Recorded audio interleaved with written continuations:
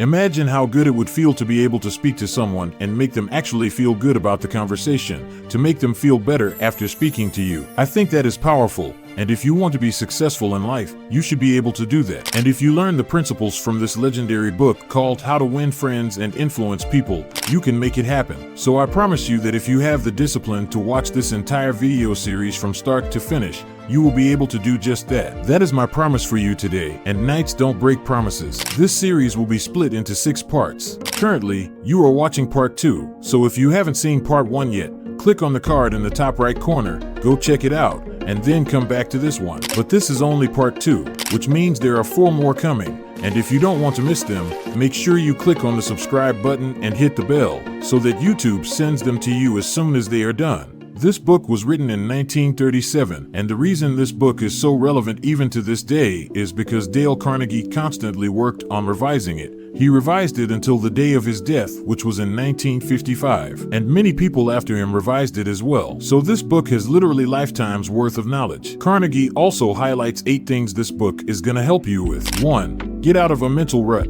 Think new thoughts, acquire new visions, and discover new ambitions. 2. Make friends quickly and easily. 3. Increase your popularity. 4. Win people to your way of thinking. 5. Increase your influence, your prestige, and your ability to get things done. 6. Handle complaints, avoid arguments, and keep your human contact smooth and pleasant. 7. Become a better speaker and a more entertaining conversationalist. 8. Arouse enthusiasm among your associates. And this book has done so for more than 10 million readers. And if you follow this 6-part course, you will be able to join this group. Principle 6. Remember that a person's name is to that person the sweetest and most important sound in any language. The average person is more interested in his or her own name than all the other names put together. Remember that name and call it easily, and you have paid a subtle and very effective compliment. In the modern day, mentioning one's name during a conversation feels a little bit awkward when you first start, just because nowadays, most people don't do this. But once you get over it, it will start feeling more and more natural. And since nowadays most people don't do this, you will be viewed like a diamond in a rough. You will be unique,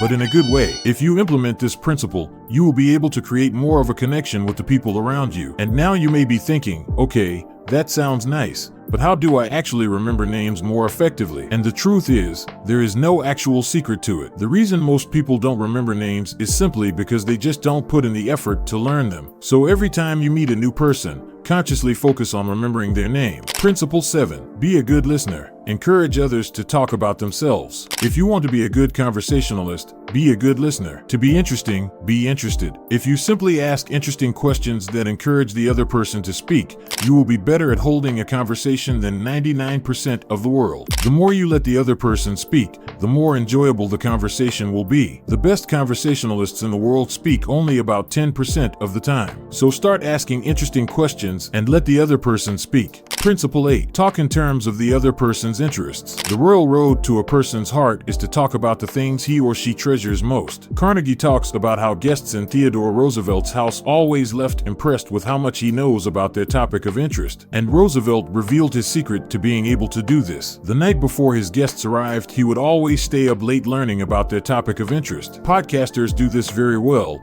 They always research as much as they can about the person they are going to interview so that they can ask them questions that would make them shine. The podcaster Chris Williamson does this very well. If you ever listen to his podcast, you probably know what I am talking about. And so before you go and speak to anyone, for example before a job interview, always learn as much as possible about the company so that they will be able to see that you put in the effort. Principle 9. Make the other person feel important and do it sincerely. The most important rule of life is to do unto others as you would have them do unto you. Carnegie tells a story of a French restaurant owner who made his employee retract her resignation by just telling her how important she is to the company in front of all the staff. You need to realize that every person you meet wants to feel important. And if you really think about it, everyone is important. Almost everyone has an important role in society, so make it known to them that you acknowledge their importance. This acknowledgement has to be truthful, otherwise the person will notice and they will start disliking you. So start genuinely showing that you acknowledge the other person's importance.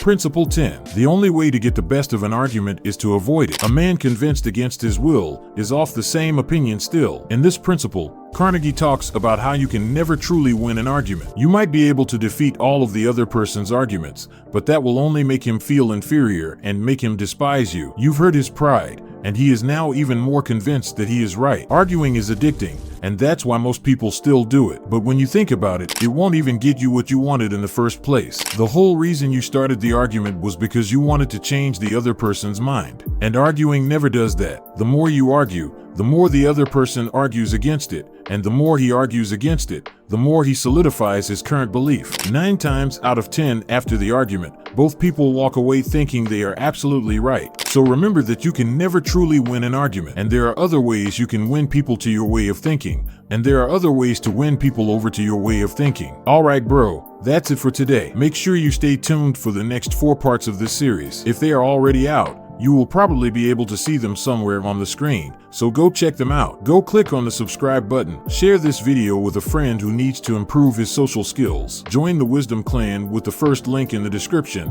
Make sure you implement everything you've learned today, and bye.